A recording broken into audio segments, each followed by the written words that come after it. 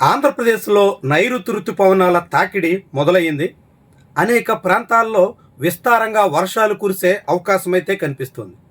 ఇప్పటికే తీర ప్రాంతంలో మత్స్యకారులు సముద్రంలో వేటకు వెళ్ళొద్దంటూ అధికారులు ఆదేశాలు ఇచ్చారు. దాంతోపాటుగా అనేక చోట్ల 40 నుంచి 50 కిలోమీటర్ల వేగంతో ఈదురుగాలులు వీయొచ్చు అని కూడా హెచ్చరిస్తున్నారు. ముఖ్యంగా తూర్పుగోదావరి, డాక్టర్ బిఆర్ అంబేద్కర్ కోనసీమ, కృష్ణా, ఎన్టీఆర్, గుంటూరు, బాపట్ల, అదేవిధంగా పల్నాడు, ప్రకాశం ఇలాంటి జిల్లాల్లో విస్తారంగా వర్షాలు కురిసే అవకాశం ఉంది అని వాతావరణ శాఖ అంచనా వేస్తుంది.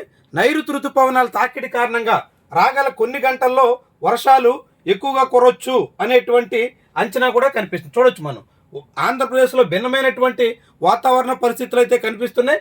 ఉత్తరాంధ్రలో కొన్ని ప్రాంతాల్లో వేసవి తాకిడి ఇంకా ఉష్ణోగ్రతలు 40 డిగ్రీల సెల్సియస్ దాటే అవకాశం కూడా ఉన్నట్టుగా కనిపిస్తోంది. రాయలసీమలో కూడా కొన్ని ప్రాంతాల్లో ఉక్కపోత, ఉష్ణోగ్రతల తాకిడి వీటన్నిటిని కూడా చవి చూడొచ్చు అని భావిస్తున్నారు.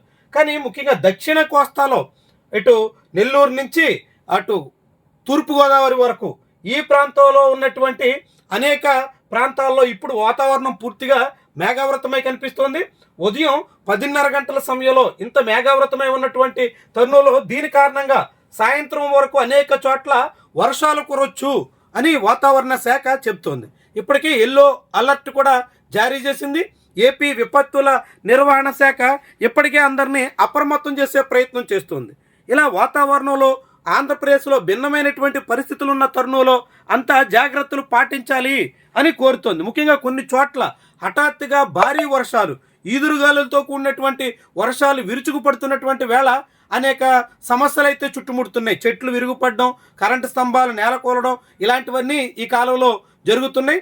నిన్నగాక మొన్నే విజయవాడ, గుంటూరు ఇలాంటి ప్రాంతాల్లో ఒక్కసారిగా 10 నుంచి 12 సెంటీమీటర్ల వరకు కూడా వర్షపాతం నమోదైన పరిస్థితి కనిపించింది. తిరువూరు లాంటి ప్రాంతాల్లో 11 సెంటీమీటర్ల పైనే వర్షపాతం నమోదైంది. ఇలా అనేక వాతావరణ పరిస్థితుల్లో హఠాత్తుగా భీకరమైనటువంటి వర్షాలకి అవకాశం అయితే కనిపిస్తోంది. ఈ తరుణంలో ప్రజలంతా అప్రమత్తంగా ఉండాలి అని భావిస్తున్నారు. మరొకవైపు తెలంగాణలో నైరుతి రుతుపవనాల తాకిడి చాలా నెమ్మదించింది అని వాతావరణ శాఖ స్పష్టం చేస్తుంది. ఈ కారణంగా నిజామాబాద్, ఆదిలాబాద్, కరీంనగర్ ఇలాంటి ప్రాంతాల్లో ఈరోజు వేసవి తీవ్రత పెద్ద స్థాయిలో ఉండొచ్చు. ఉష్ణోగ్రతలు భారీగా నమోదు కావచ్చు.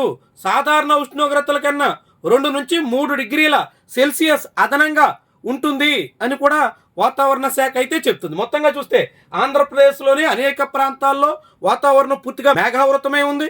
కొన్ని చోట్ల వర్షాలకు అవకాశం ఉంది. భారీ నుంచి అతి భారీ వర్షాలు కూడా కురిసే అవకాశం అయితే స్పష్టంగా కనిపిస్తోంది. ఆ క్రమంలోనే ఇప్పటికే మత్స్యకారుల్ని సముద్రంలో వేటకు వెళ్ళొద్దంటూ ఆదేశాలు వచ్చాయి. ఈ దశలో అంత జాగ్రత్తలు పాటించాలి అనేటువంటి హెచ్చరికలు అయితే వస్తున్నాయి. మరొకవైపు ఎల్నీనో కారణంగా ఈసారి రుతుపవనాలు మనం జూన్ 2nd వీక్ దాటుతున్న ఆశించినంత వర్షపాతం అయితే కనిపించట్లేదు. ఇప్పుడు కురుస్తున్నటువంటి వర్షాలు రేపు ఈ నెల 3-4 వారాల్లోగా అల్పపీడనం ఏర్పడొచ్చు బంగాళాఖాతంలో అని కూడా అంచనా వేస్తున్నారు. అవన్నీ తోడైతే మాత్రం కొంత లోటు వర్షపాతాన్ని అధిగమించే అవకాశం అయితే ఉంటుందనేటువంటి ఆశాభావం అధికార యంత్రాంగంలో అయితే కనిపిస్తుంది. ఇది లేటెస్ట్గా ఇప్పుడున్నటువంటి వాతావరణ పరిస్థితులు. నైరుతి రుతుపవనాల తాకిడైతే కేరళ మీద చాలా ఎక్కువగా ఉంది. తమిళనాడులో కూడా అనేక ప్రాంతాల మీద కనిపిస్తుంది. తెలుగు రాష్ట్రాల్లో మాత్రం కొద్ది ప్రాంతాల మీదే దాని ప్రభావం ఇప్పుడు ఉంది.